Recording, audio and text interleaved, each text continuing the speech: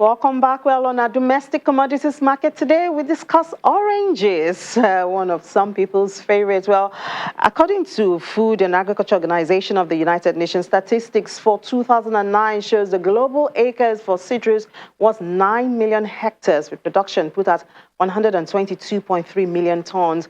Nigeria is one of the largest producers of citrus in Africa, with about 14 states being major producers of this vitamin C-rich fruit. And the demand increases at this time in the country. Well, to talk more about the price and demand of oranges at this time, we have Favor, a research analyst at financial derivatives company. Hello, Favor. Thank you so much for joining us. Thank you for having me.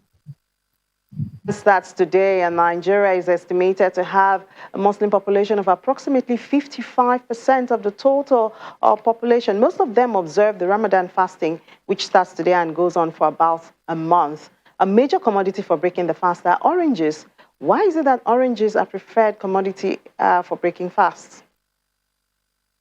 Okay, so one fact is that the Islamic faith follows the direction. The Islamic faith rather follows the direction of the Quran, and preachers and prophets have preached that to break your fast, you need to one take water and also eat easily digestible fruits with high water content because they help to rehydrate your body. And that's the case for fruits like oranges. So I think oranges have about 80% water content. So these oranges both serve as food and fluid, I guess that's the reason why it's a preferred commodity to break fast during the Ramadan period. Okay, so one should not be surprised that the prices skyrocket at this time. But even before now, in the last 12 months, it's gone from about 1,000 per basket to 1,800, while food inflation is 21.79%. Why are the prices of oranges increasing so much? And then to consider the fact that it's harvested 3 times in a year.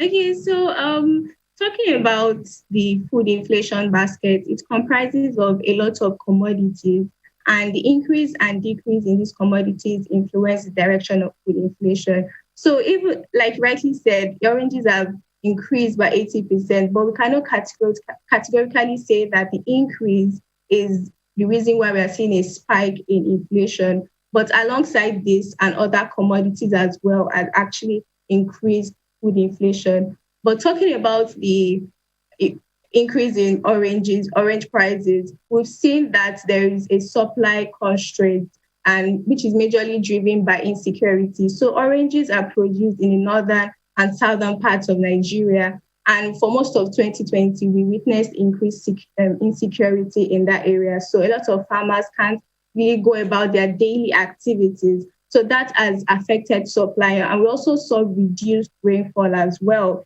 in 2020. And once there's a reduction in supply and an increase in demand, that will automatically make prices increase.